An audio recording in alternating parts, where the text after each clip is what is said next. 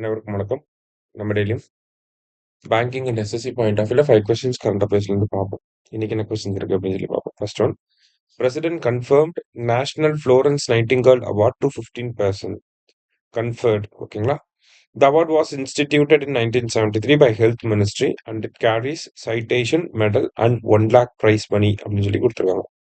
So இந்த Florence Nightingale அப்படிங்கிற award வந்து இன்டர்நேஷனல் நர்சஸ் டே அன்னைக்கு கொடுப்பாங்க. சரியா?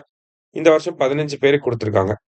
இந்த அவார்டை வந்து கொண்டு வந்தது யாருன்னா ஹெல்த் மினிஸ்ட்ரி தான் கொண்டு வந்திருப்பாங்க. 1973ல வந்து கொண்டு வந்திருப்பாங்க.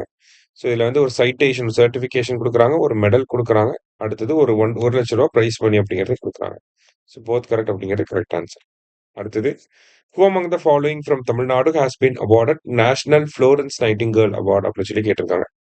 So national Florence Nightingale award அப்படிங்கிறது தமிழ்நாட்டிலேருந்து யாருக்கு கொடுத்துருக்காங்கன்னா டாக்டர் ஆர் சங்கர் சண்முகம் அப்படிங்கிறவங்களுக்கு கொடுத்துருக்காங்க. அடுத்தது, appointment of speaker in legislative assembly comes under which article of the constitution அப்படின்னு சொல்லி கேட்டிருக்காங்க. ஸோ ஸ்பீக்கரோட அப்பாயின்மெண்ட் அப்படிங்கிறது ஆர்டிகல் 178க்கு வந்து வரும்.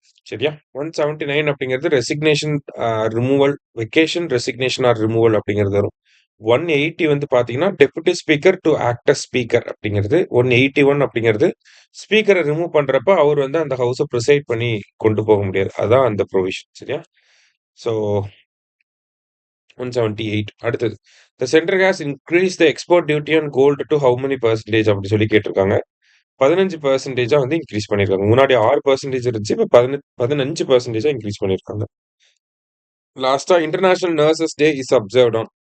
இன்டர்நேஷனல் நர்சஸ் டே எப்போ அப்படின்னா மே 12 வந்து இன்டர்நேஷனல் நர்சஸ் டே.